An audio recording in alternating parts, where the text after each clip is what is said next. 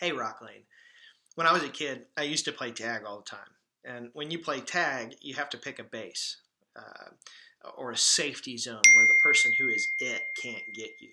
Uh, and base could be a location, it could be an object like a bench or a post or a swing set. But the idea is whenever you're touching that thing, the person who is it can't chase you anymore. And it gives you a chance to kind of catch your breath and rest up before you go back in to the fray. In Psalms chapter 46, I believe that King David tells us Christians about a real base or safety zone that we have constantly available to us. Look at what he says in Psalms chapter 46, verse 1. He says, God is our refuge and our strength. With everything going on today, I wonder if some of us are running and running and running away from a lot of different things. I wonder if some of us need to come back to base and rest. And I want to suggest to you today that that place, in fact, the only place that you can find rest, is God. He is our refuge.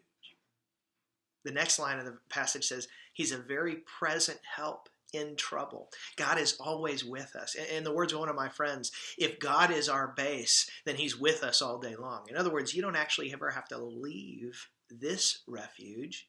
You don't have to leave God and go back into the fray. He's with you constantly. This doesn't mean that you aren't going to have to face your struggles, but it does mean that even in the midst of your struggles, you're going to have peace and rest. This is what God promises us. And so the text says in Psalms 46:1, God is our refuge and strength, a very present help in trouble.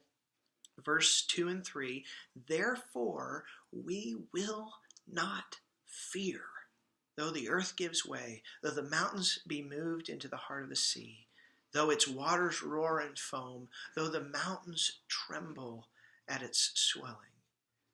There is nothing for us to fear because God is our refuge.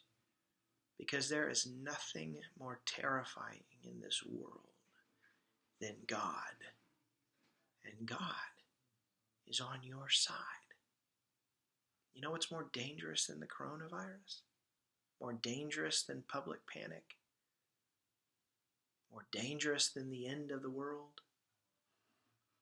God. And He is with you. Now don't get me wrong. I believe that the steps we're taking in social distancing here in America are preventative rather than out of panic. I think we are simply trying to slow down the spread of a virus that affects most of us minimally. We're trying to slow that spread down so that we can get treatments available to save those who it is more dangerous to. And so we're taking wise steps, and I think that we will be returning to normalcy soon. But in the meantime, right now, we're at a time in our country that is unprecedented. We can't get everything we want and need right when we want and need them. We can't go to all the things that we want to go to whenever we want to go to them. We're used to that. We're kind of spoiled in that way. And right now, we're thrown off kilter because of these changes. And so it's a good time to be reminded of who our refuge is. It is not our government or our country. It is not our physical freedom here in America. Our refuge is God. And the writer of Psalms 46 tells us how we can enter the refuge that is God. In verse 10, you guys know this verse. Be still and know that I am God.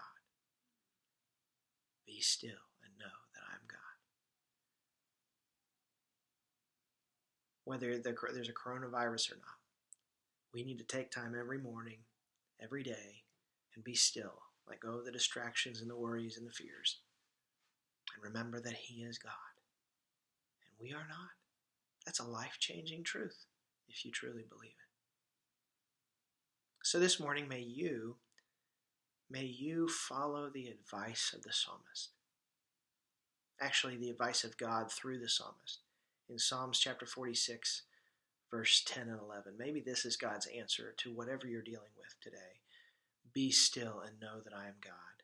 I will be exalted among the nations. I will be exalted in the earth. The Lord of hosts is with us. The God of Jacob is is our fortress.